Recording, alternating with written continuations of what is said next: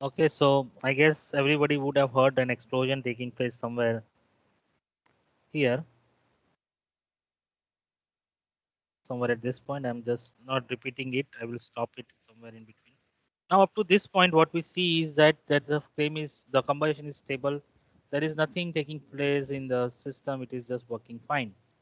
But as soon as we go to the as soon as the time goes on over a period of time, what we see is that there is a small explosion taking place, something like this. So a very stable system somehow becomes unstable. And we can easily understand this from the chemistry that this is the system that we are dealing with, which has one hole on the top and one opening at the bottom. So this is the inlet where we fill hydrogen in it. Now, before we start filling hydrogen into it, it is filled with air. We keep a thumb on the top of it so that hydrogen does not escape. Hydrogen is the lightest of gases. So what happens is hydrogen goes and gets settled down here and it dislodges the air which will come down being a heavier one. So once this chamber is filled with hydrogen, as soon as I open the thumb from the top, the hydrogen will start moving into the atmosphere. And that is the point when we light the combustion chamber. So as soon as air goes down, air comes out, hydrogen goes up, and when as soon as I remove the thumb, the hydrogen will start moving out of it, being a highly diffusive gases. Have a highly diffusive gas at the lightest of the all elements, it will start moving out of here. As soon as you provide some sort of ignition at this point of time, it will start burning. Now, whatever is burning is because of the air that it is taking from the atmosphere, and hydrogen gets consumed. So once hydrogen starts getting consumed, air starts coming in from the bottom. So air starts coming in from the bottom and the mixture starts becoming. What happens to the mixture here? Initial combustion. Initially, H2 air mixture is rich. Rich means fuel rich. Okay, fuel rich. After a period of time, this H2 air mixture becomes full lean. Full lean. And now air has taken over the hydrogen molecules, and therefore there is more air available than hydrogen, or more oxidizer available than hydrogen. And eventually, the hydrogen which is trapped inside, okay, will burn and it will come out as an explosion, what we saw in the previous uh, video. So this is what a snow like. This is how the system has worked. And the only point is when we keep the thumb here, the mixture here is initially is reached. After it means that a very stable hydrogen combustion system over a period of time uh, may become explosive in nature. If it is working in the rich condition, it is very good. If it goes into the lean condition by some means, then eventually we may come in a stage where we can see explosions taking place or something, some kind of accidents taking place with the hydrogen combustion. Still, why we study hydrogen combustion? One of the main reason is that conventional fuels are now dwindling. The supplies are going down. The prices are going up, and that is what we all are seeing now. That fuel prices are rocketing high. Then we go to some non-conventional fuels like or some non-conventional methods of energy or an alternative source of energies like non-conventional fuels like biodiesel. They are not enough to meet our energy demands, whatever the energy demands we have. These non-conventional fuels, if you think about it using in an aircraft, probably we may end up losing an aircraft in 10 or 12 years because of the other maintenance issues which will come up. Presently, the conventional fuels, the aircrafts have a life of around 25 to 30 years, aircraft engines. And if we think about even the automobile sector, then also we do not have enough infrastructure to meet the complete energy demands of non-conventional fuels. if we go to alternative sources of energy, if we go to some sort of say solar energy or wind energy or some tidal energy, then they are not like if we take a think an example of solar energy, we may not get the solar energy throughout the 24-hour cycle, right? It takes or even the seasons, according to seasons, it will vary. Probably they are not enough to meet what the energy demands we have today, and day by day the energy demands are increasing. Only producing energy in the form which we utilize now is okay, or still we have some other questions which may help us in answering why hydrogen combustion is important. Uh, Another important criteria is that we need nowadays small or micro combustion systems, systems which we can carry and we can use to produce more power, and systems which have more power density. The reason is nowadays we are dealing with so many portable devices like cell phones, notebook computers, iPads. There are many micromechanical devices like sensors, robots, then unmanned aerial vehicles, microsatellite thrusters. This all requires, at present, if I'm talking about a laptop that we people have and we people use, normally nowadays the battery life has increased from 3 to 4 hours to 6 to 8 hours. And when we have normal work with whatever we do on our notebook computers or our laptops, uh, that battery may work for around 5 hours or so, something, right? And the charging period that is required is not less than 1 or 2 hours. So effectively, I am working in a remote place. I fully charge my laptop and go there. And if I don't have any electric connection at that point of time, then probably I won't be able to charge it. Even if I'm sitting on my desk and I'm working, if I go and take a lecture in the classroom, I may have to carry the charger and everything, even when I have my own, when I am having a system which is uh, mobile, it can be feasibly moved from one location to another. In such cases, we can think about having devices which has high energy density, which may actually recharge the batteries faster, or which can be directly used to produce power and then can run this our or charge our cell phones or notebook computers or even run them with them. Or we talk about some sensors like using some infrared sensors in the remote locations, and we can use them, we can recharge them, or we can power them using some small and micro devices.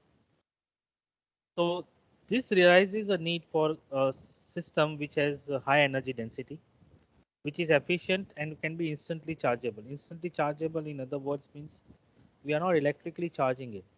We are making a combustion system which is compact and which we can use it anywhere. Just we can need to carry some cylinder or canister of a fuel, which nowadays are far more safer than what it used to be.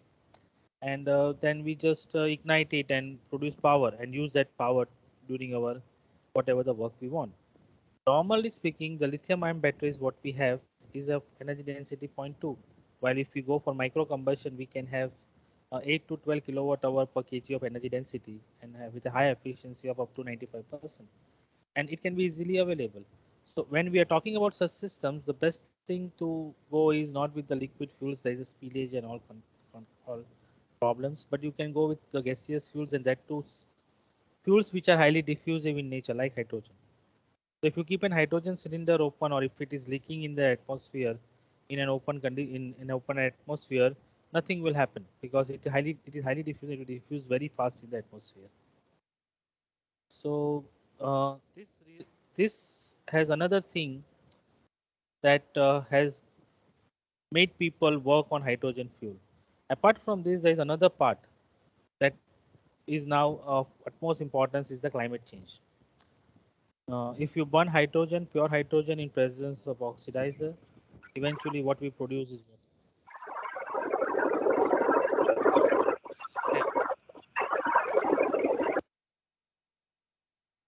Eventually whatever the outcome we have is pure water. And apart from this, there are other emissions like the NOx emissions, which people are working on it, and around the world, as well as our lab is also working on low NOx combustion systems using pure hydrogen fuel. and that is what the next stage of next plan of development of the system is. And this concept has been recently or a year back was released by Airbus, and it talked about zero emission zero emission aircrafts, aeroplanes of turbofan, turboprop, bended wing body, which is a conceptual thing, are planned to be released by Airbus in 2035, which will try to reduce the aircraft emissions by a large margin, say up to 50%. And they are going to be powered by zero emission technology, and they will be powered by hydrogen fuel. So this was in the Airbus newsletter of of last year, and much development has been taking place in this field where hydrogen storage and hydrogen transportation has taken a forefront in this development of this technology. So they are planning for three different aircrafts, turbofan, turboprop, which are normally used for passenger transit. They are also planning for a blended wing body, which is still a conceptual thing. It has not been designed yet. Now we talk about what challenges we face normally when we come with hydrogen combustion. Not only hydrogen combustion, but almost all combustion devices, these challenges come into picture. The first and the foremost that we deal with is complexities of the system. As soon as we deal with hydrogen combustion, the fuel supply system, the fuel storage system increases a lot of complexities. You normally people prefer using liquid nitrogen or liquid hydrogen systems. Then cryogenics comes into picture, so cost increases. If you go for pure gaseous form of hydrogen, then we may require a lot of storage space because hydrogen density is very less, or we may require very good compressors to compress hydrogen at some higher pressures. Once we start dealing with hydrogen, hydrogen has a calorific value of 1.2 megajoule per kg. So it's somewhere around 3 times more than the conventional fuels that we normally use nowadays. And whenever we have such high energy releases taking place, we deal with combustion instabilities, where the flame may fluctuate. What we see in a candle, simple candle that is burning, if we just blow a little air over it, the flame will start fluctuating. Or if we cover the candle with some cylinder on the top, you can see that the flame starts flickering from its wick, and it moves up and comes down, moves up and come down. So such kind of instabilities may come into picture because we are releasing the energy at an instant, okay, and in a large amount. Once these energies are released and once the temperature goes up, the whatever is the atmospheric nitrogen, whatever is the whatever is the atmospheric nitrogen that is present will react with oxygen and forming NOx emissions. With hydrogen, CO and CO2 emissions does not come into picture, so we can neglect that part. Then comes turndown. Like many power plants or many power producing devices may not work at its peak load condition throughout. They will work at different load conditions, maybe varying from 60% to 100% or something like that. Now, when such power plants are changing that, or whenever the power producing device is changing its power output, obviously the fuel flow rate and the airflow rate will also change. I'm not talking about the other parameters, though. I'm talking only in terms of combustion. So therefore, fuel flow rate and airflow rates will change, and as soon as the fuel and airflow rate or the pressure changes, the complete design has to adjust to it very quickly. So this adjustment, this shutdown becomes a very important parameter. If we do not go for this shutdown thing, we may end up with a combustion being extinguished or blown off from its location and settling down at some other place, which eventually will be the loss to the component, and uh, we may not get the same same results thereafter. So then as I said previously, that in the previous slide that when we talk about challenges, one of the major challenges that we need to deal with is emission trends, because there are many accords which have been came into force, and many treaties are signed related to emissions. And basically, NOx is one of the primary emission when we talk with hydrogen combustion, because the flame temperatures are pretty much higher if we work on at stoichiometric conditions. So primarily, I'm talking about emission trends here because here from my lecture will be more, or my talk will be more related to the emission trends of NOx and how we reduce NOx in the real hydrogen combustion system, and what methods we have employed and what methods we have been working on. Okay, so primarily, this NOx formation or this atmospheric nitrogen reacting in presence of oxygen normally takes place at temperatures of around 1800 Kelvin, and that primarily forms Zeldovik NOx. There are there is a NOx formation because of the fuel, that nitrogen that is present in the fuel, and which is in fact can be removed only by distillation or by removing nitrogen did the during the distillation process. But apart from then, you can do not have much control over in the combustion systems. But thermal NOx, this is what we call as Zeldovik NOx or the thermal NOx, is something that we can control and we can maintain, we can manage. So now we think about what we can say is that as flame temperature increases, obviously the NOx emission increases. What you see here everywhere, what we see here is a higher the flame temperatures, higher is the NOx formation. Mixing also plays an important role in NOx formation because the time that is required for the complete combustion, what we call as a residence time. The residence time increases, NOx formation has a tendency to increase. So if the mixing is good, if it burns instantaneously, probably the NOx formation is in that case. But if the film temperature goes high, then the NOx temperature in any case. So there is a trade-off between these things, but effectively we will be talking more about methods to reduce the flame temperature, how we can control the flame temperature to a level where NOx thermal NOx formation.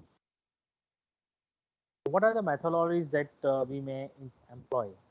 Uh, we deal normally with two types of combustion systems: premix combustion and non-premix.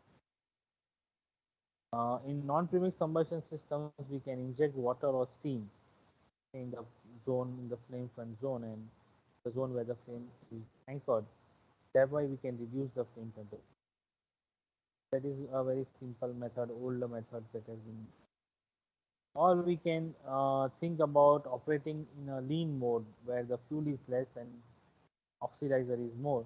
And what happens is that it will reduce the flame temperature because not enough fuel is the amount of energy that is released by the fuel being in less quantity would be less. So such a technology is known as direct low NOx or dry low NOx system, also termed as DLN technique. So what we do is we now talk about incorporating this DLN technique or dry low NOx combustors and try to design them and get the feel of an actual combustion system working on hydrogen.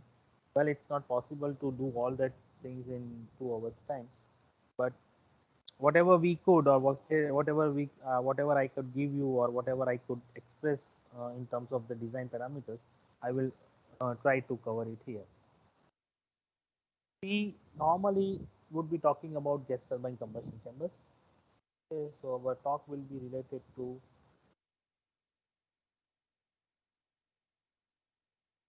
gas turbine combustion chambers.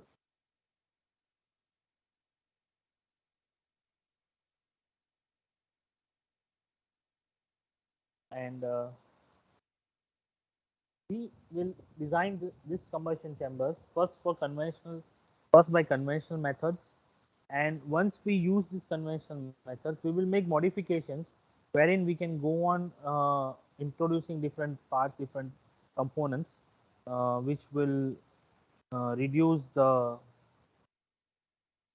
NOx emissions, or if you the other emissions. But at present, we will be talking only about hydrogen. So to understand this design of a combustion chamber, we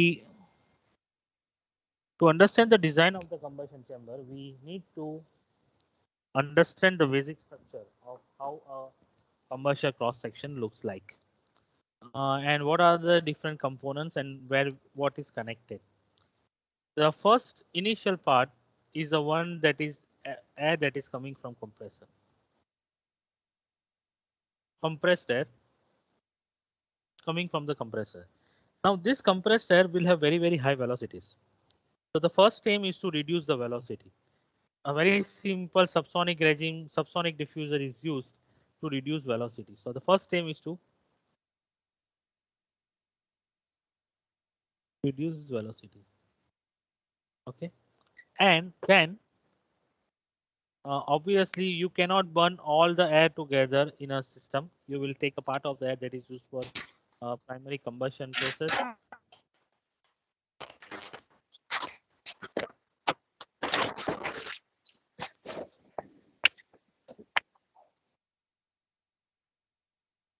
We will take a part of there for primary combustion process and other part of there for cooling of the walls and for say getting exact exit temperature profile uniform or some and for even support of the combustion at different places different times.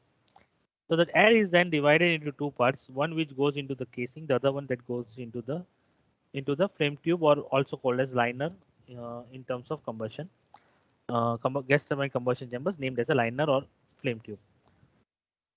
The air which enters the flame tube is given the swirling motion. Okay, so the actual velocity is now converted into tangential and the radial velocity components, and which will actually move something like this and provide and create recirculating zones. These recirculating zones is where the fuel is supplied. So fuel in term here it is written atomizer. We're dealing with hydrogen combustion, so we say the fuel injector or gas injector is used. It is supplied here and then it is mixed with fuel. Somewhere in between there is an ignition provided and the flame starts. Flame gets anchored somewhere like this. So part of the air which is entering in the flame tube directly takes part in the combustion process. Only there are few holes which are kept here for the cooling purpose of the wall, and that is very minimal compared to the air which is entering through the swirler. After that, obviously not this is not a premix system, it is a non-premix system.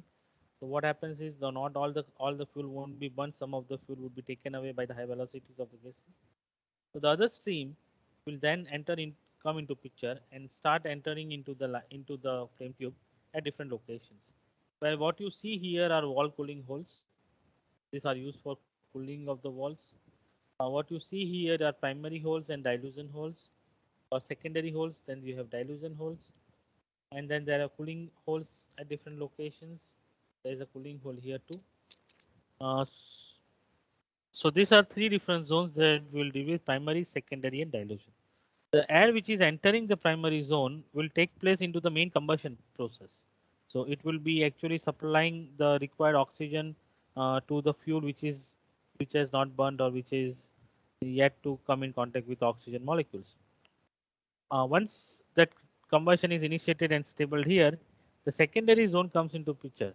This is normally to reduce the flame temperature, because you will see that in hydrogen systems, whatever the water is formed will start dissociating, and we may lose a part of the energy in that case. So to avoid dissociation, the flame temperatures are reduced very fast, and that reduction is taken place by the secondary zone. So the main aim of the secondary zone is to reduce the flame temperature and the product of combustion temperature to a level where dissociation does not take place. And finally comes the dilution zone. Now, before I come into dilution, this part will be connected to turbine. Okay, so turbine, normally what we see on a turbine is you see a blade like this, and the air which is coming from the this combustion chamber is diverted using a nozzle And then you will see that this air is striking at different locations on the blade, and the blade starts rotating. Now what we see here is in the center line, the temperature would be maximum if you don't do anything with the diffuser holes. And as you move away from the wall, so if you see like this, the temperature profile would look something like this. Maximum at the center, minimum at the walls. And it goes on decreasing like this.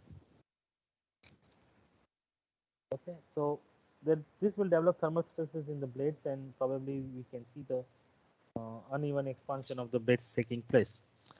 So what our aim is that this exit profile should be as uniform as possible. So we need the exit profile something like this and not something like this. And therefore, fresh air or what the air which is coming from the compressor enters through the dilution holes and mixes with the product of combustion. So if this is the product of combustion, this air will come in and mix with the product of combustion and eventually get uniform temperature at the exit. So this is what we basically term as a conventional gas turbine combustion chambers, which has different types. You can say tubular type, annular type, and turboannular type. We can understand the types very easily. If there are two concentric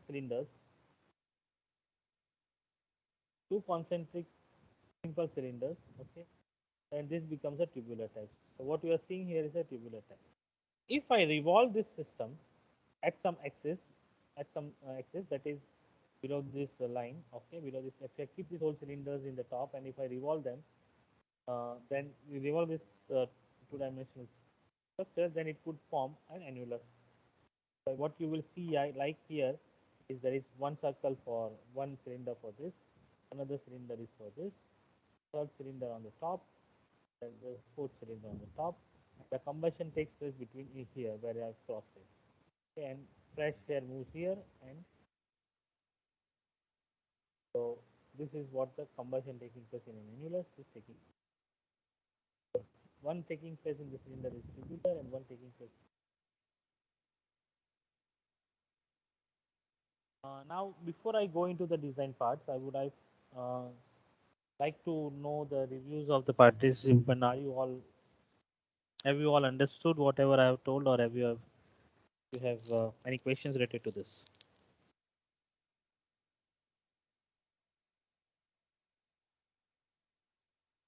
And anybody from the participants, do you have any questions?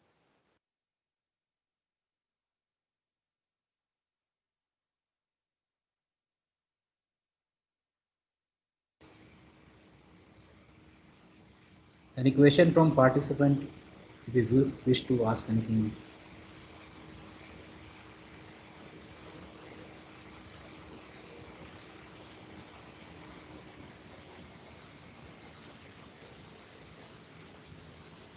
Okay, I guess they have understood everything, or they have understood nothing. So let's go to the next part of it. That is how we design the combustion chambers. Now, if you look at this equation, it looks a little bit complicated one, but let me just give some nomenclatures to it so we understand what point we are talking about. The point 3 is at the inlet of the diffuser and point 4 is at the exit. Okay, so we will be dealing with the inlet to exit, and then we can think about some basic steps. We won't be obviously giving you the complete picture, or I won't be able to give you a complete picture of the actual combustion chambers that we design, but we can come up to some preliminary dimensions on which we can thereafter work in the coming slides. Okay. Now what we see here is two methods: aerodynamic consideration and chemical consideration. Normally, we didn't, as I told you, we will be talking about gas turbine combustions. So gas turbine combustions, normally we have constant pressure combustion systems. So aerodynamic consideration talks about minimum pressure loss. Okay, so this parameter talks about minimum loss, pressure loss. And this parameter, chemical consideration, because we are doing combustion, we are dealing with chemical equations, talks about combustion efficiency.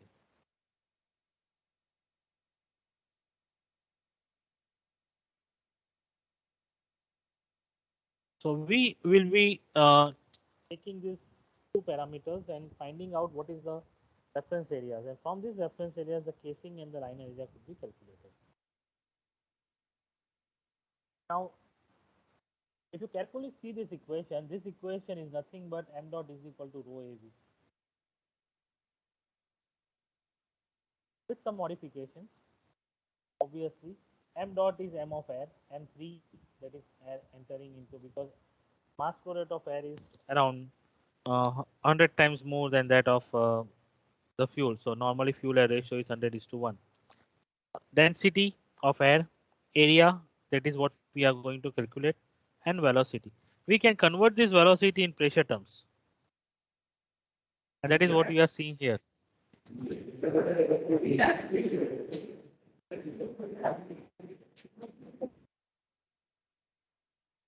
And that is what we are dealing with at this point of time. And these two are the pressure loss parameters, which are predefined for different types of combustion chambers, which there are many tables available, and you can directly take the values from it. The other part here, theta, is known as the loading parameter or combustion loading parameter, which is normally the function of combustion efficiency. Sir, I'm sorry to interrupt you, but I think your PPT is not visible. Not visible? Your PPT presentation is not visible right now. Okay. I'll again.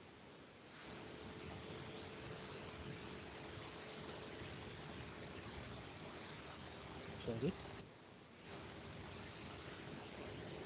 Yes, sir. Now Is it visible. visible? Yes, sir. So, Yes, sir. I guess I may have to repeat many of the things. You can start from where you left for the question Okay, session. I so think. just to repeat this part, this equation is nothing but a continuity equation that we normally deal with, and these are two pressure loss parameters. So we are using the velocity parameter and converting into pressure, using the density term and finding in converting in terms of pressure and temperatures.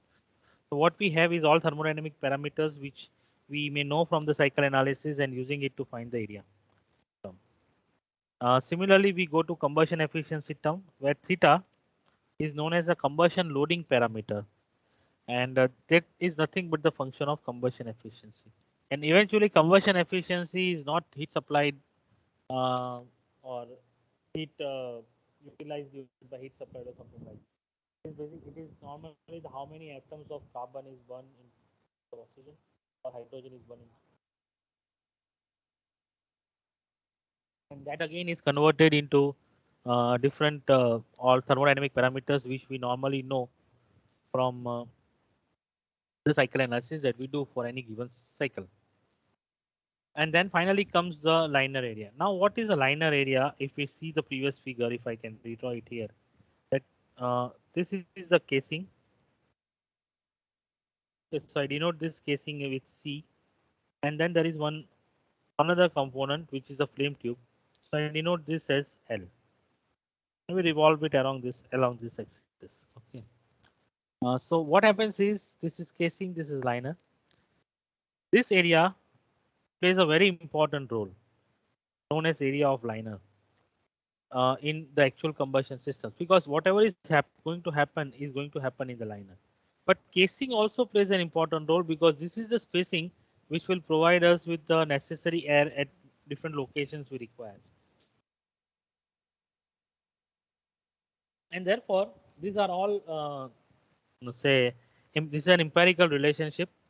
We don't need to go into these details, and we can easily find these values depending upon what are the flow rates and what is the power output that we are going to deal with uh, from different tables which are available in the literature. Okay?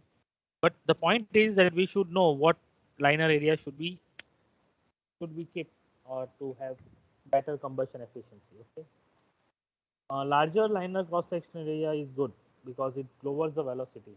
Obviously, for a given flow rate, if the area increases, velocity decreases, and it also gives us more time within the liner for the combustion. Okay. It is also beneficial for ignition, stability, and combustion efficiency. But it increases combustion efficiency, fine. It increases the residence time, good. But if we increase the liner area to an extent, we are doing it at doing it at what? At an expense of casing area. The casing area goes on decreasing. The space between the casing and the liner will go on decreasing, and therefore there will be more pressure loss because the area is reducing. So high pressure fluid, when it is entering, it will get converted into velocity. The velocity will go on increasing, and we may reach a point where we may even reach Mach number 1 or sonic conditions.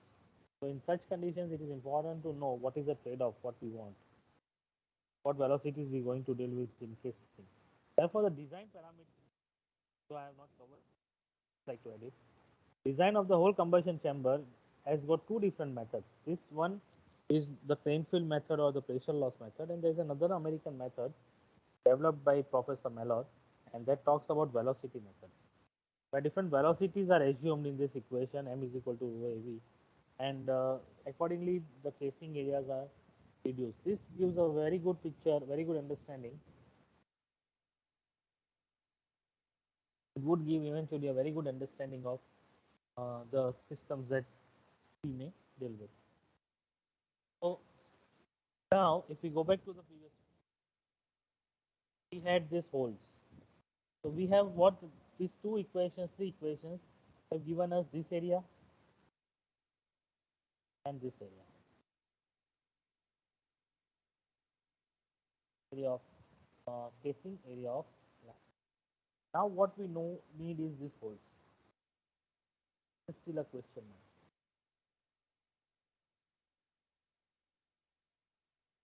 We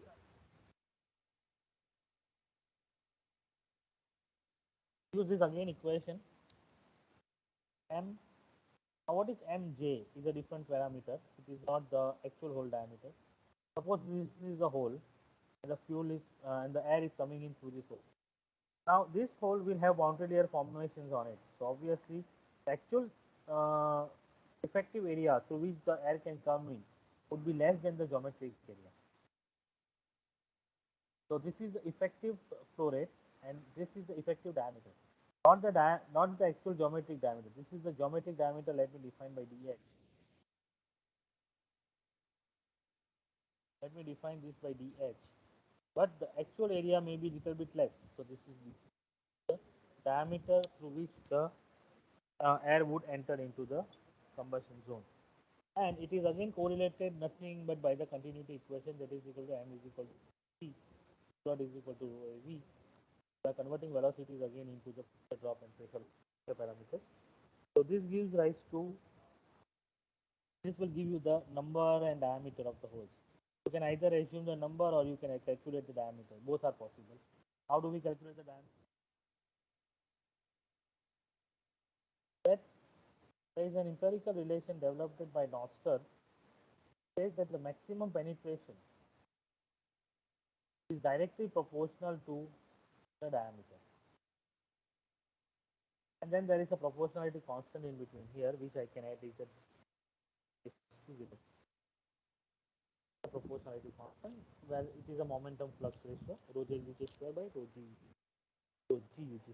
Jet velocity, jet density divided by gas velocity and the gas density. Now this penetration can be defined. Suppose if we are dealing with wall cooling, let us say this is a wall cooling hole. Now what is the function of wall cooling is that the fresh air makes a film on the wall.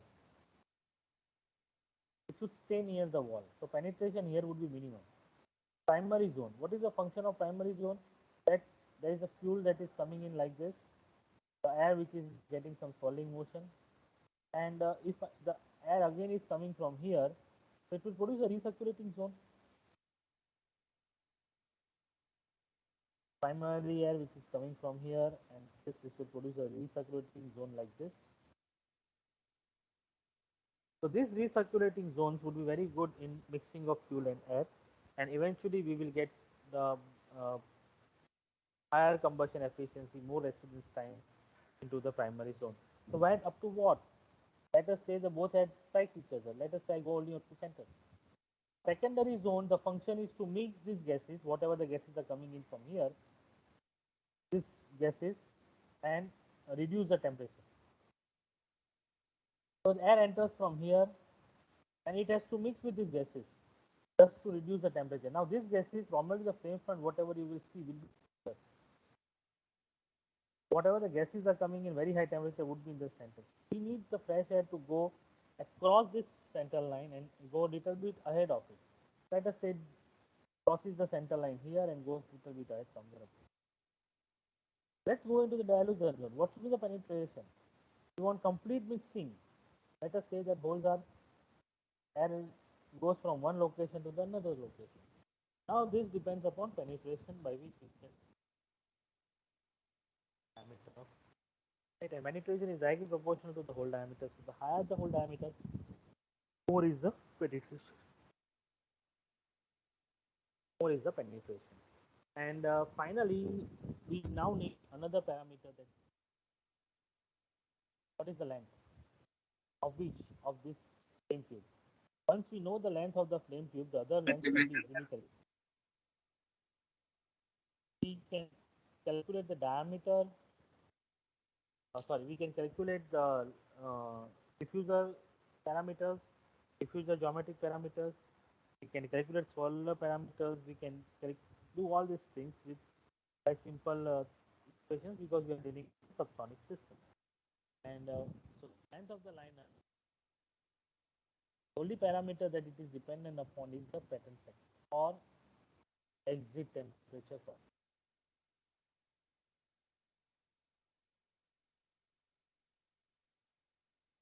If we go on uh, thinking about exit temperature quality, and as I told you, the temperature, the exit of the combustion chamber should be uniform. So the overall the length of the this liner just depends upon exit temperature quality, and it is directly proportional to it. There's an inverse sign, so it is directly proportional to it, and it is inversely also directly proportional to the diameter of the line.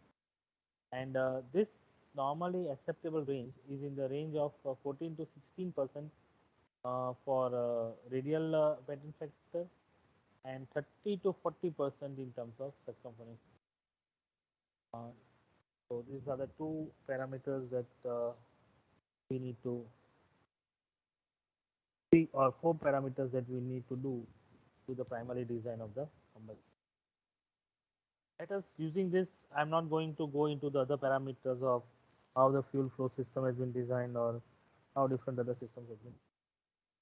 Also, I'm just sharing you few of my experiences or our group's experiences with the conventional combustion chamber. We deal with the initial slides I told you we will be talking about small and micro combustion devices. So small capacity devices of the order of 20 kilowatt with the pressures of 2.95 bar and other different design parameters.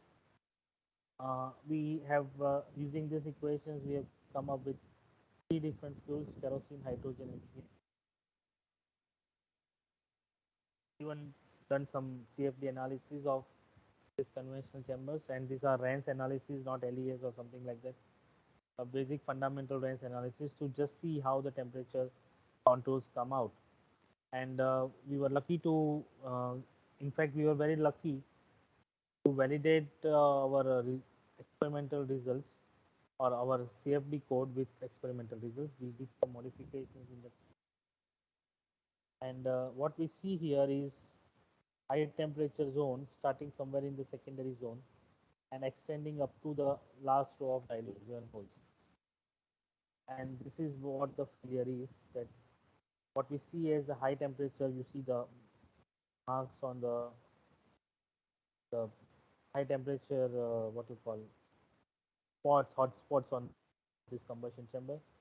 And eventually in the first entry of these holes where the temperature which is very, very high near the wall, we see the combustion chamber up to this is what actually would help us give a very good insight the future combustion devices that we're going to work with. We have used this same code with different combustion devices, different fuels, and we have never got any issue regarding the results that whatever we are getting in field experiments. However, these are still preliminary codes, just gives us a temperature contour and doesn't give much information about how the what kind of mixing we were dealing with or something related more into the details of at microscopic or microscopic level. Just gives us the temperature profile and the velocity profiles or the stream and apart from that just to see whether the chamber will fail or not. And eventually the chamber was redesigned, modifications. Then what we see here is perfect picture of conventional combustion chamber that is being optimized. These chambers were tested initially at this facility that we have in our lab that is at SPNH. So I am associated with CKP, but still I am working there as in one of the research projects of DRDO as a as a coordinator or a co-coordinator, so I can go and work there. There's a pressure range of this system was up to 2 to 6.5 bar, and airflow rate which is up to 0.05 to 0.3 kgs. However, nowadays we have another system which has a pressure range of 2 to 5 bar, airflow rate up to 1 kg per second, with a variation of inlet air temperature up to 450 Kelvin.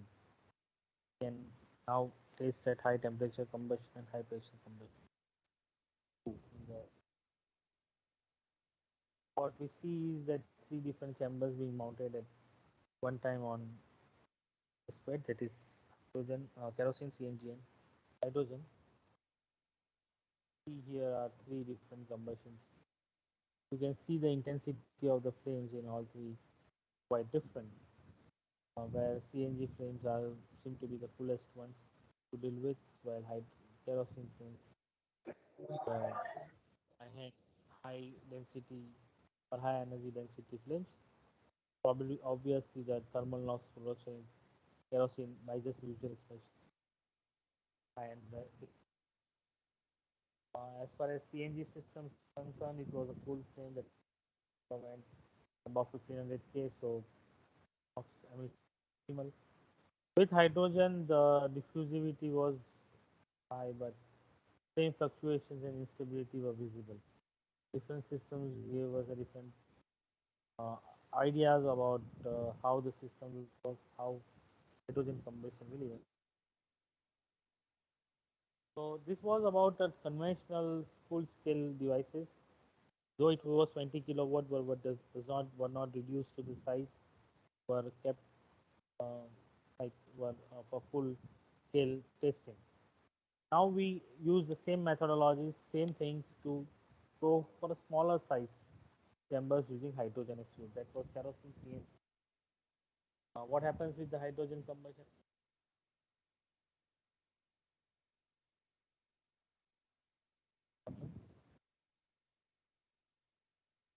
Using the same methods, we develop some small-scale combustion devices of the tubular and the annular. Where the small scale I'm talking about now is not in terms of power, because previous chambers had a power of 20 kilowatt. This is a power of 25 kilowatt. We have increased the turbine inlet temperature from 900 K to 1200 K.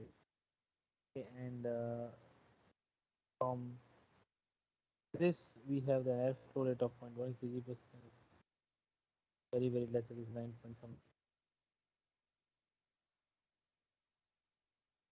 kg per second.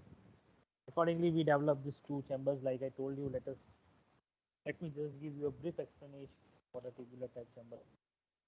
A tubular type chamber has got four different cylinders, one to revolve along. What you see here is that there are inner casing, inner casing, outer casing, inner liner, outer line. There are four different cylinders which are arranged. When the combustion takes place between the outer liner and the inner liner, yeah, between the outer and the inner, pressure moves in the overall diameter of this system is somewhere around 42 or sorry 48 mm diameter, that is the outer diameter. The combustion diameter, the input diameter is 42 mm. This system, the combustion takes place here between these. the space is will be 12 mm in diameter. What have, what we had is we reduce instead of increasing the temperature because of the compression at ambient.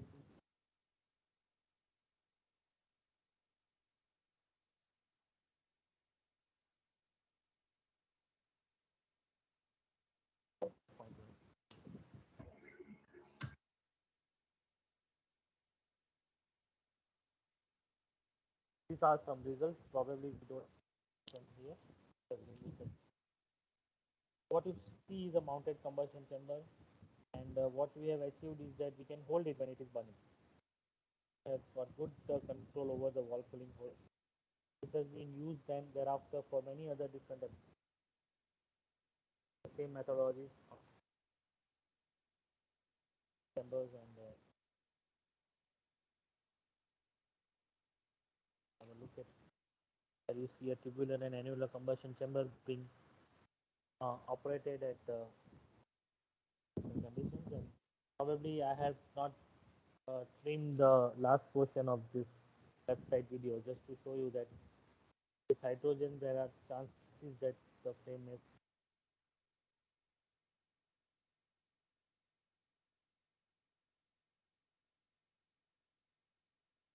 But it is still one of the safest fuel to work with.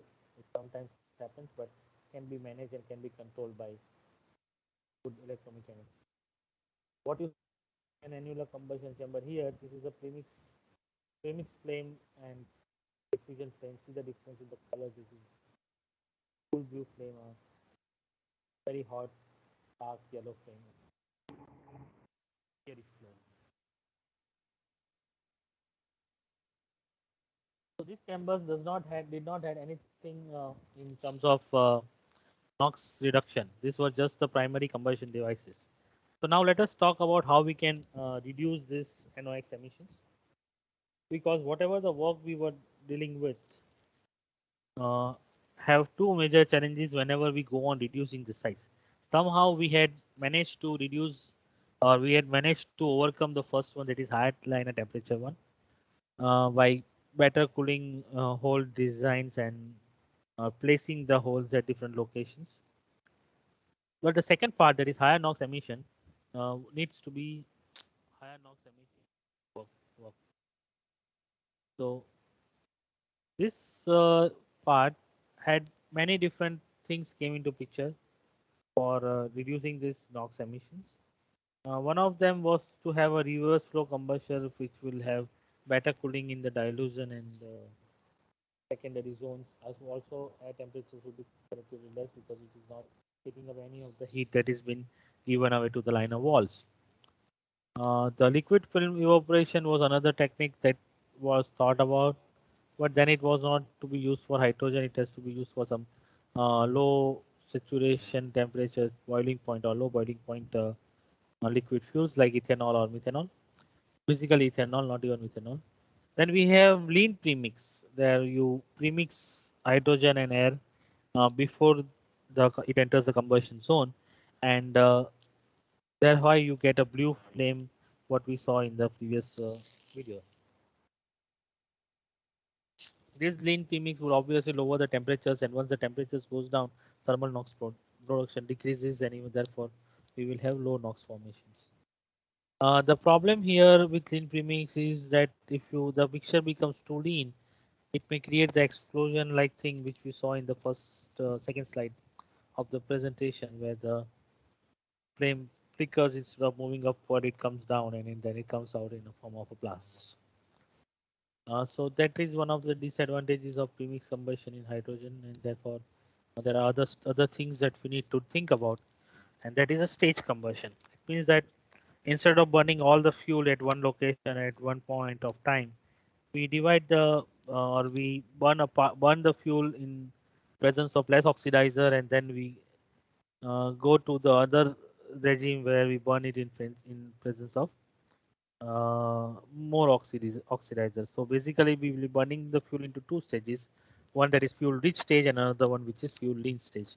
Such a chamber is basically is terminal is given the terminology as rich burn, quick mix, lean burn combustion.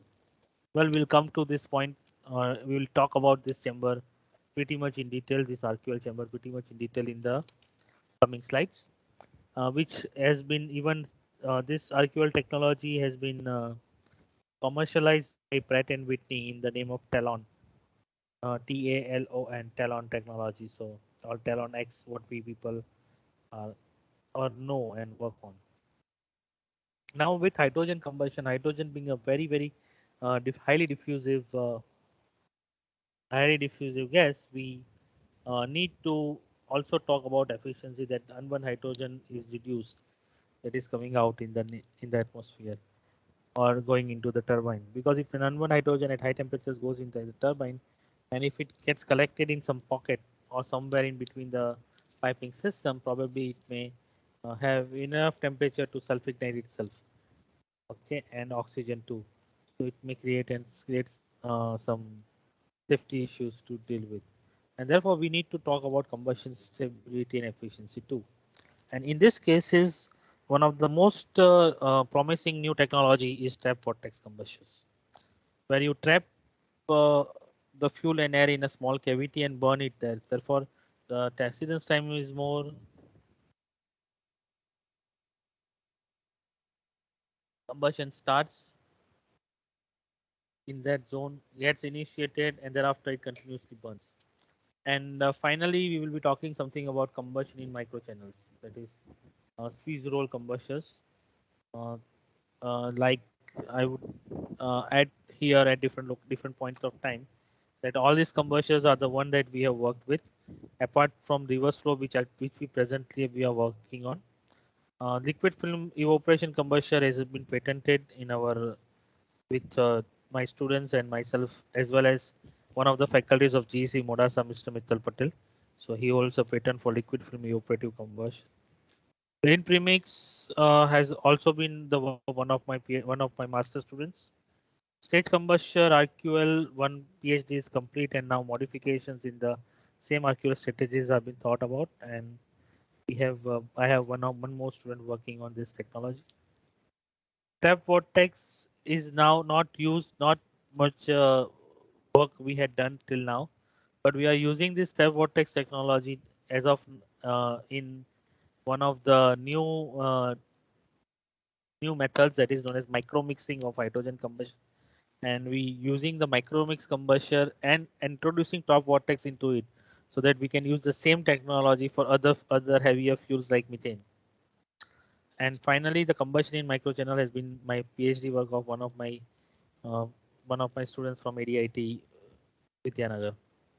So this is what we would be dealing with. So let us talk about some of these chambers. And as I told you, I will talk in detail about this.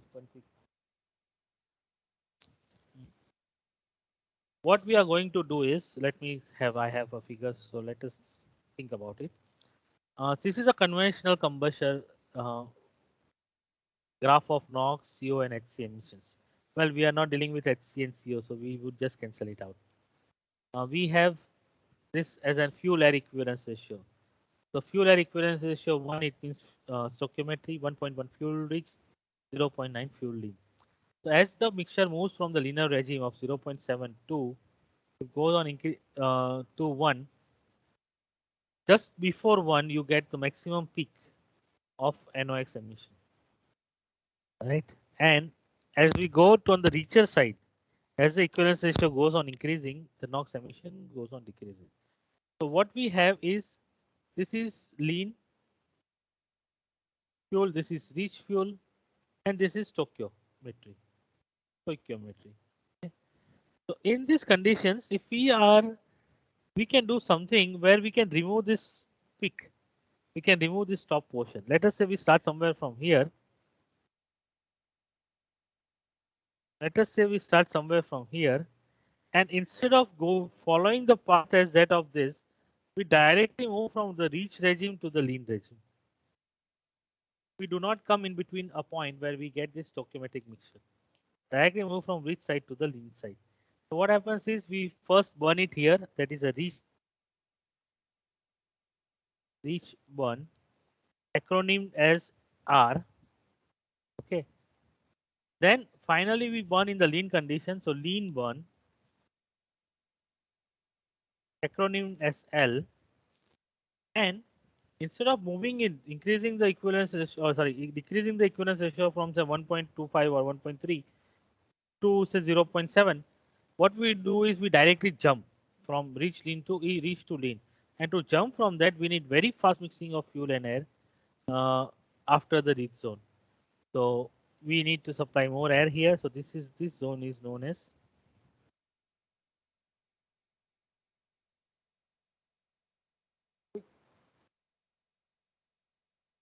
So now if I add this, reach, burn, quick mix, burn, basically combustion takes place in the rich uh, rich condition in the primary zone. Oxygen is less, so obviously fuel affinity is more than that of the nitrogen. Fuel molecules, hydrogen molecules will try to bond with oxygen more. Nitrogen molecules do not have that attraction towards oxygen. Like they would lack number of molecules and NOx emission will go down. If you go into the lean zone, the flame temperature goes on decreasing because now the fuel is less, air is more. Production. Okay, so this is what the same concept is. We are staging the combustion. Stage combustion means combustion taking place here. The other reactants burning or forming stable compounds here, and a quick mix zone. Now there is a Venturi type structure. We all know that high velocities can be incorporated. We can increase the velocity by reducing the subsonic flow. That is what is eventually. So let me just give you a brief history because it is important that we are talking of the same. We are talking of this combustion in 2021 when it was first conceptualized in 1980. So after 40 years, we have been talking about this arc fuel technology, and it was first used for stationary gas turbine engines. That was the first aim. However, NASA then tried to incorporate the same technology in commercial aircrafts uh, with the Environmental Protection Agency of the US, and they have been still working on reduction of NOx emission. Uh, then there was one more change in RQL technology that is using CH3 and H2, and was used by Mao and Bhatt. But high-speed research program was adopted. NASA adopted the RQL technology for high-speed civil transport, not for the military transport. Then it was commercialized by Pratt and Whitney and Talon technology for advanced low NOx. It's still in use now. It has modified and it is now known as Talon X technology. Then after what we can do is we can have NOx reduction by uniformly reach. Now here becomes a very important word, uniform. Suppose you supply fuel, it is not pre-mixed, okay, so it is mixing with air. Now if a part of the fuel mixes with the air first and not the whole, we do not get a homogeneous mixture, then we may have pockets of stoichiometric fuel air mix, and these pockets will have higher flame temperature. So where if the overall if the NOx formation is less, but these pockets would increase the NOx formation. We need uniformly mixed or homogeneous rich primary zone. We need fast mixing because we do not want any localized stoichiometric fuel air ratio. So whenever the air is coming in and the product of the gases are coming, they mix almost instantaneously. And because of this, we also need advanced cooling technologies. Because the wall cooling becomes an important parameter because we are reducing the uh, chamber size. This quick mix zone. If the flame extends into that region, it would eventually come directly in contact with the metal surface and the metal get burned out. So let us think about how we can incorporate these methods or these parameters in an RQL technology. Well, I'm not going into what we can do is I'm giving you the straight away idea of what has been done here. This is the previously designed chamber. So the previously designed chamber had dimensions. Okay. Primary zone was already decided from the previous design. So you know what the primary zone length is. We also know what is the length of the divergence zone. Okay. What is the length of the divergence zone? So what can be done is that from primary zone to divergence zone, we had a space which was used for secondary zone and for wall cooling purpose. We removed that portion and we redesigned it as a Venturi. You can easily design it using some IS codes for Venturi.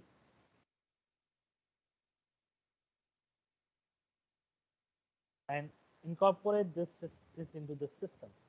Uh, Once we know what how the IS codes will work and how we can design get the dimensions of the IS codes, we can easily replace that part and have an RQL strategy being incorporated. This is a talk. This is not the actual scientific ways of doing it. But once you do it, you get a feel of it. You can do numerical analysis. You can then modify it and see how does the system work. Then we can actually come up with with an actual. So now what you see here are fabricated main components of the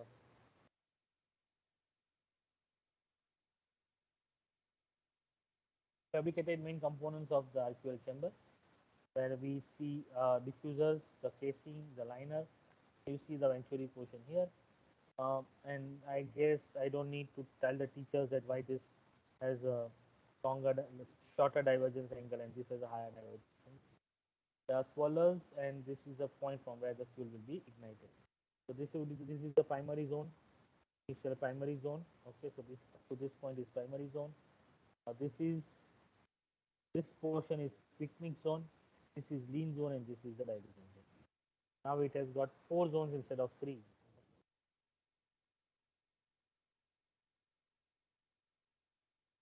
But what you see is a velocity distribution that has been taken care of in the rich zone, high velocities in the quick mix zone, and then thereafter velocity decreases in lean zone to have stable combustion in the rich and lean zone. What we see is high velocity in the quick mix zone is used for blowing up the flame, right? And this is low velocities for higher combustion. The same way we can now go for uh, changing the inner and the outer annulus. We can again use some standards to IS standards to deal with it. And once we have worked this tubular combustion chambers, so that what kind of the equations would using it, but still basic equations comes from the standards, comes from our hydraulic machines and fluid mechanics books. So this is what we have. This is what you see is a fuel supply system, 12-point injection system, because you are going to burn it in a circumferential manner. The casing, the inner liner, the outer liner, the casing, the pre-diffuser.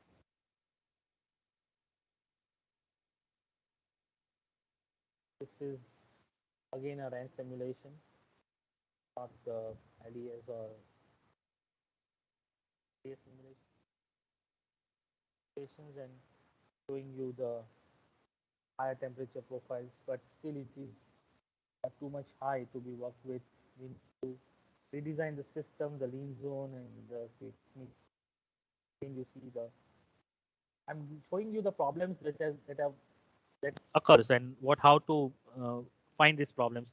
We see very high temperature near the wall here, showing it that there's a localized stoichiometric ratios are reached.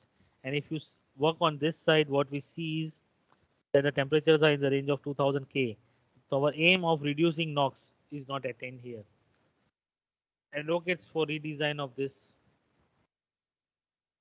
quick mix zone. Again, what you see if you go into the velocity, you see a recirculation zone just above the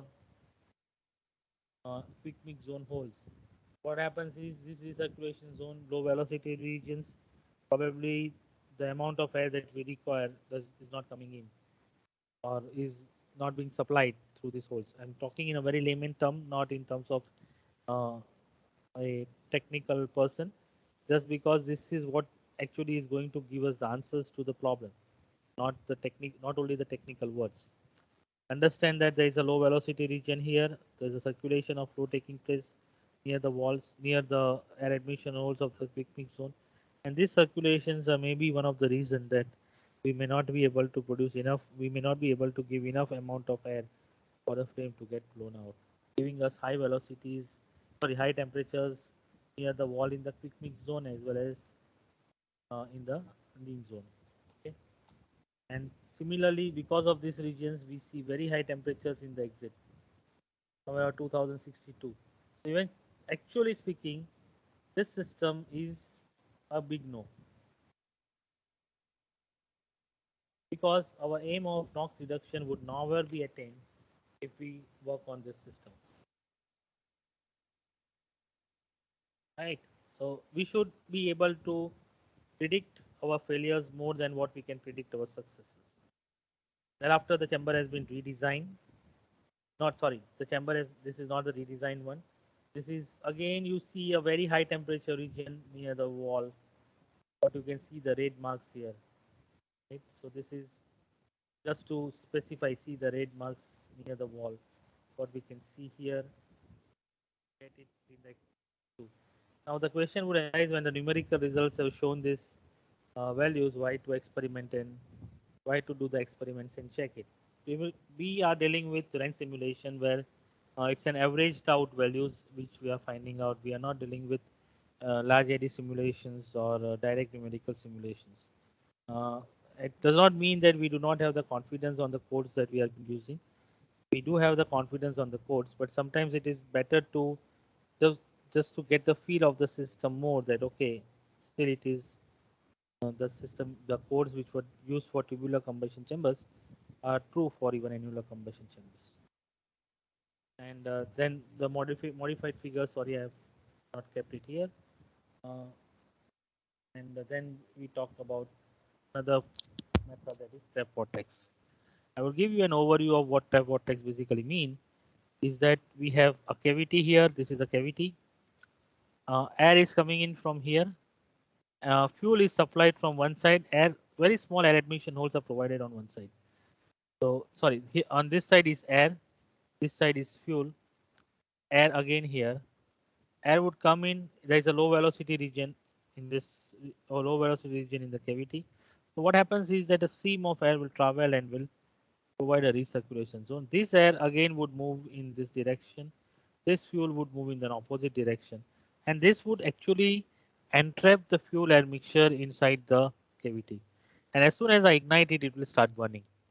So what we have is a non-premix system outside the combustion chamber, but we have a uh, we have good good mixture of fuel and air inside this cavity. So this would actually burn the start burning, and then the what you see on this side is the actual cavity. The overall length is 40 mm, just 40 mm, and these are the results at different primary zone equivalence ratios. Okay, calculated at using the fuel air, using the counters that we have to measure the frequency of and the flow rates of air and fuel. This again is an hydrogen combustion.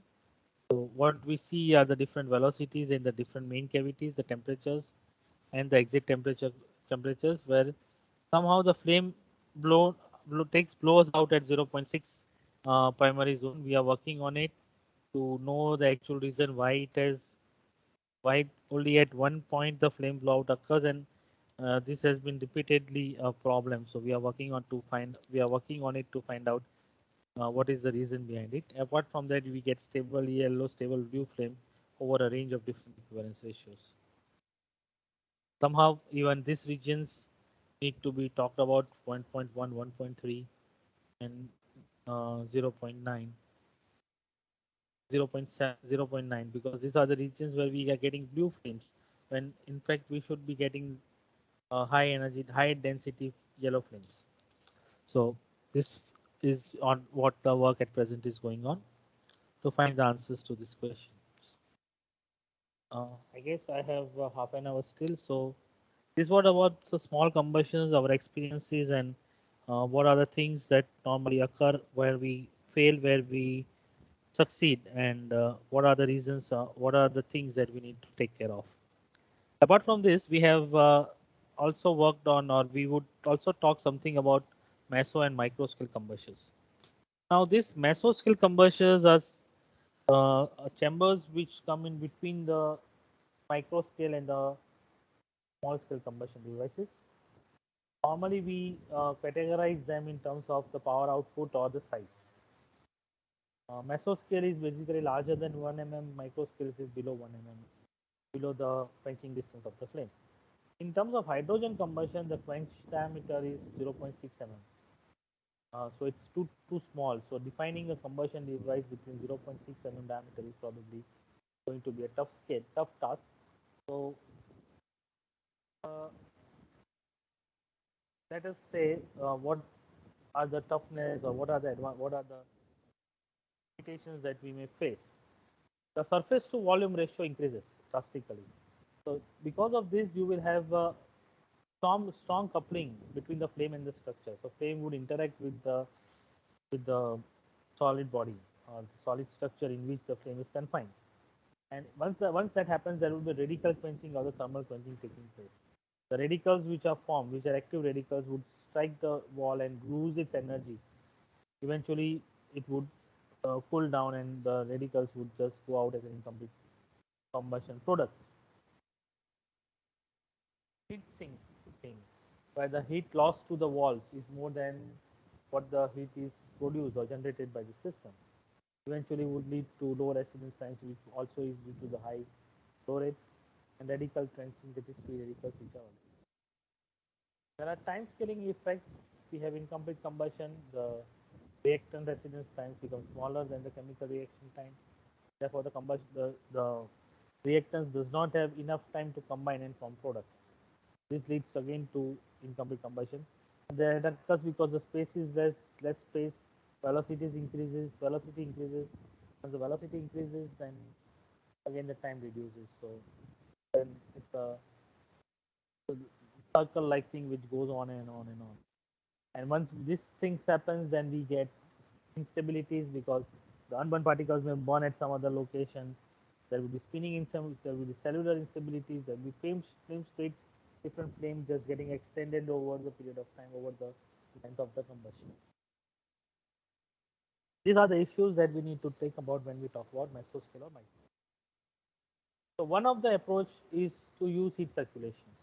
That is, whatever the heat that is lost to the walls can be used to preheat the incoming reactants. Okay, and that way, once the reactants are at higher temperatures, the chemical reaction, obviously now most of the chemical reactions at high temperatures are faster, so the required residence time reduces. Right. So one of the easiest ways to circulate the reactants or circulate the product over the reactants or reactants over the products, and that way whatever the heat that is lost by the products to the wall would be taken away by the reactants, and that way heat loss will also be reduced. Incoming reactants will be at higher temperature, so reactions would be fast. Residence time required would be less. Then we have combustion in inert porous media or catalytic combustion. Well, we have not worked anything on it, so to better I just don't say a word about these two systems. So we in mesoscale we will be planning to use the same methods now, heat recirculation methods in either in both the cases, small mesoscale or microscale combustors. Now this is nothing. This is not the hydrogen combustion, so we are not understanding. But even ethanol is not a conventional fuel. We can talk a little bit about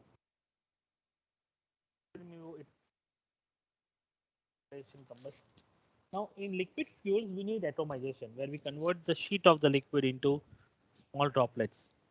Uh, Whenever we try to reduce the size of it, atomization process always limits us, because the fuel droplets will travel some distance, will come out in the form of a cone, and it will require some space uh, to evaporize. Instead, if we can vaporize them before it enters into the combustion chamber, then probably that we can use that space for combustion and for increasing the residence time. Second important thing is the heat loss to the wall. So again, heat loss can be reduced by preheating the incoming reactants. So the first prototype, or the first, initially the concept was initially developed by Shirik Nano and his colleagues in 2002, wherein there is initially, this is the second part of his figure. Initially, the fuel was kept in the inner wall. A film of fuel was developed on the inner wall. Air coming from the compressor was, and the flame whichever was generated would radiate the heat to the film, and the film would evaporate. Now, because of the film, the wall temperatures would be within the saturation temperature of the fuel film. But maintaining the fuel film within the combustion zone was difficult. So within a year, they changed the concept that they kept the wall, and over the wall there was a film which was generated, and air was just supplied so that vapor and air mixture can be pushed into the combustion zone. Uh, Using the momentum of the air, vapor can be pushed into the combustion zone. Air coming from the compressor, mixing, and there was a development of the flame. Whatever the now heat which was lost was not lost to the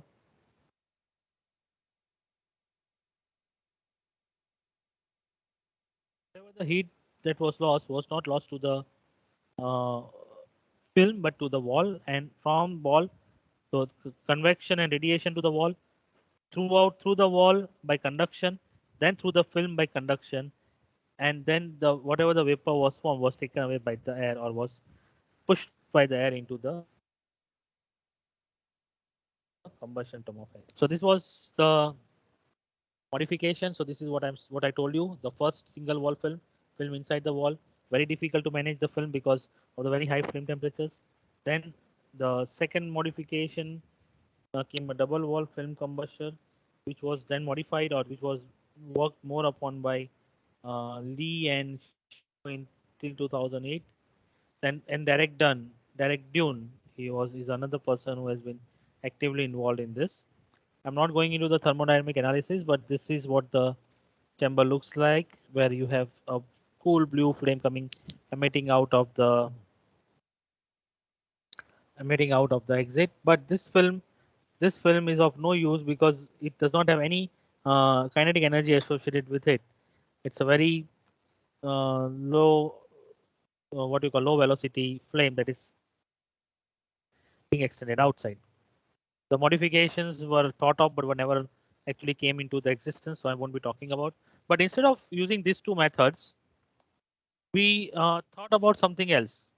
Why don't we fill the whole casing with fuel and just leave a little bit space on the top so that whatever the vapor is formed can be pushed inside the flame tube, and the heat loss from the flame can be utilized to vaporize the fuel. The combustion air and fuel are mixed prior to and the fuel vapor will be mixed prior to their entry into the combustion zone. So they are first pre-mixed before they enter the combustion zone, and once they come into combustion zone, the flame is initiated, and the flame will give the heat in form of conduction and convection to the wall through convection and radiation to the wall, through wall by conduction, and then to the pool of the liquid which fills the combustion zone. And that is what you get a fuel vapor. And just to give some momentum, air can be supplied, which would then go into the main supply line, and fuel air mixture would enter into the combustion zone. So this is what, and there's a fuel pump which will continuously maintain the level of fuel. So whatever the amount of fuel that is evaporated would be maintained by the fuel pump. So this system basically looks like, where we have a boiling chamber initially. Okay, and this is just for the initiation of the combustion. The meters, the fuel flow, the airflow meters, which controls the fuel and air. Thermocouples to measure the temperature, the vapor line, the liquid line, the liquid fuel coming in continuously into the chamber, and then there's a temperature scanner to measure the temperature. Once initially it passes through the boiling chamber, you get the initial vapor that is required for combustion. Once the combustion is initiated, these valves are closed down and the main valve operates. So what we see is a confined, good, highly swelled flame coming out of the chamber, Okay, and with a pre-mixed entry. So this entry is pre-mixed. We have good work. We have done something good out of this full boiling concept, but eventually to use it in a turbine, this was not would have given us any power, any net power output that we need. So we modified the same system with another one. This is now a registered patent in the Indian Patent Office. Okay.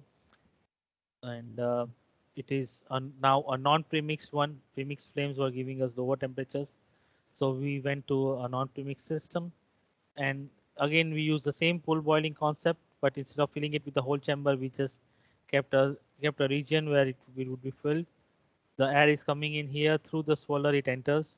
This fuel vaporizes. The secondary air is supplied just to provide the momentum for the fuel vapor to enter into the chamber. This enters the chamber through tangential slots. There are tangential slots.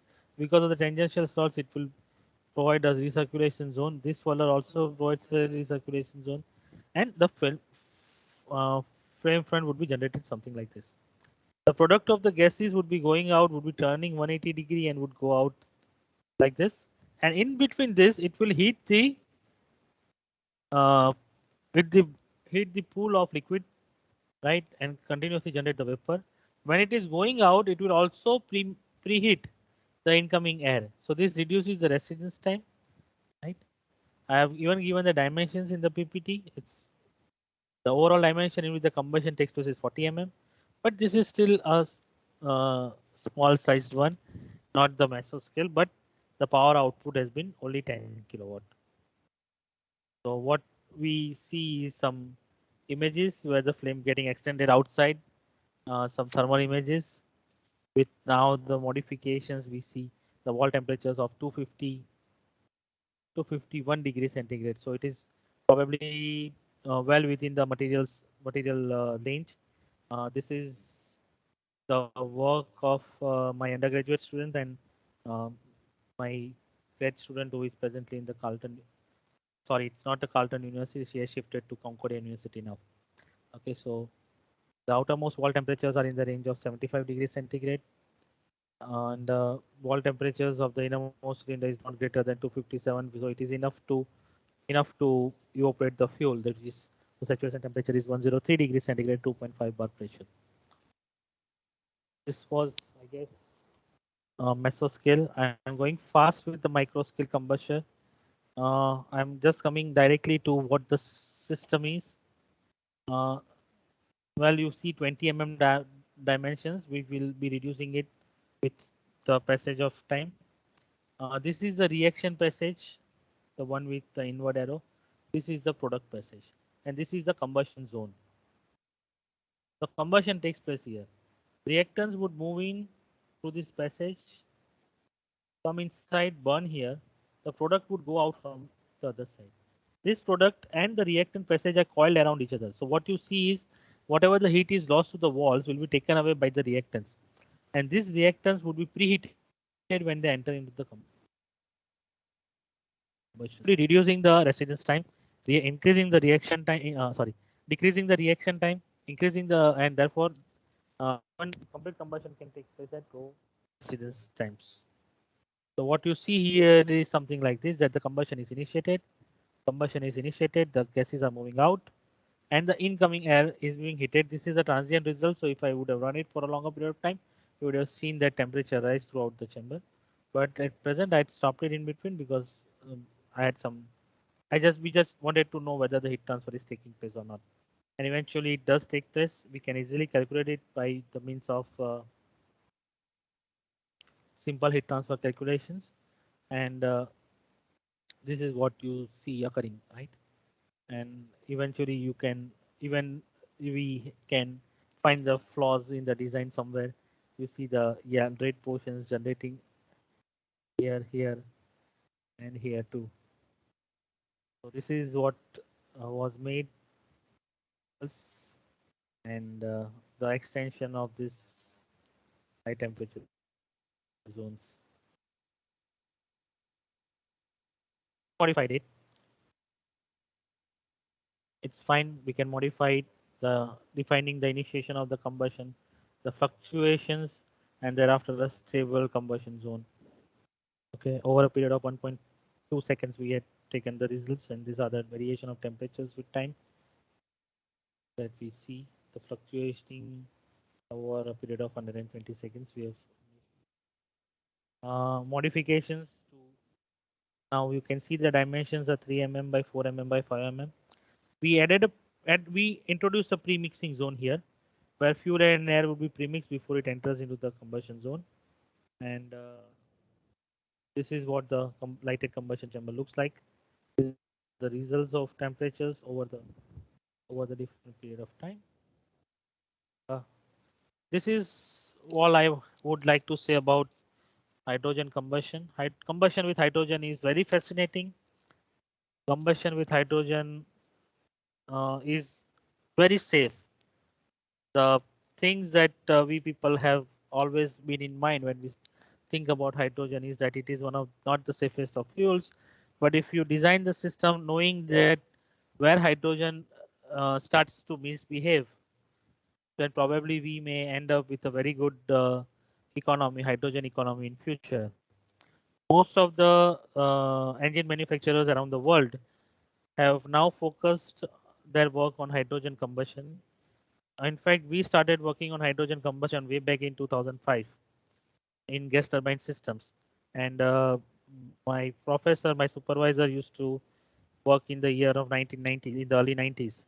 So probably uh, not today, but from last 15 years, we have been actively involved in hydrogen combustion systems. And from that experience, I can say that we did not had a single accident in all these 15 years working with hydrogen at that too at high pressure conditions. Whatever I have shown you now is at atmospheric conditions, but when we have worked with high temperature conditions too, we have never been in a position or we have never came across any explosions or something with hydrogen. Only thing is we need to be little bit protective, little bit concerned about the safety, but still the systems can work. And the future of hydrogen economy is very, very bright. Companies like Airbus, Rolls-Royce, GE, they all have been working extensively on it. You can go to their websites and to check. You will find that hydrogen combustion requirements or hydrogen combustion engineers are at present they get good jobs, they get highly paid. Universal Hydrogen is another company that is specifically working on converting IC engines on hydrogen fuel. So this is what the future looks like as of now. We don't know what new fuels, new technologies may come tomorrow. Just to end, before I end this talk, just to give you a brief overview that using liquid hydrogen systems, a 2 megawatt power plant is already functional in Japan, and they are using liquid nitrogen into it. And in Kobe is one of the small town where they are actually using this power produced from this captive power plant to say to satisfy the energy demands of the whole community in that small town. So it's not that tomorrow we may not have such systems working in India too.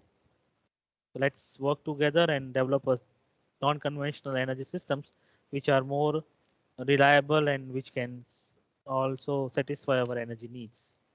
What you see now are few commercial applications or few small and micro combustion devices. This is the size of a coin. These are the few projects on combustion where I am associated with. The one is still ongoing, that is of Center of Proposal Technology with DRDO. And we always leave a message because we work on combustion. We do a lot of emissions, and for our future generations to come, we have to be socially responsible human beings. If we want to have luxury of one refrigerator and one air conditioner in our house, we must grow 2 trees to maintain ecological balance. If we want luxury of four-wheelers or cars, we must grow and nurture 4 trees to maintain the ecological balance. I acknowledge my students, my research staff member Taha. Presently, he is now a PhD student in Spain, and And I'm open for any questions from the participants, from organizers.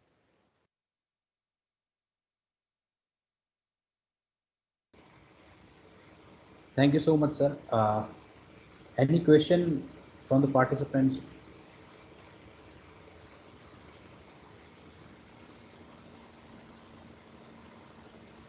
Anybody wants to ask about the hydrogen combustion?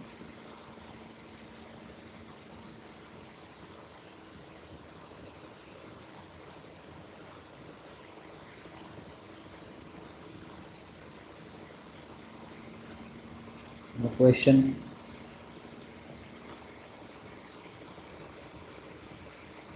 Okay, sir. I So I think thank nobody. you, everybody to have a patient listening.